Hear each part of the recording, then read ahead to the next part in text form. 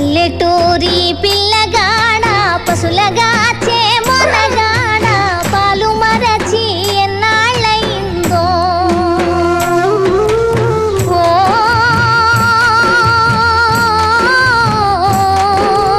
పాల బుగ్గల జీతగాడ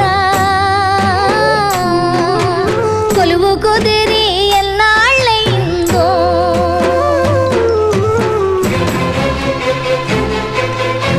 Very good.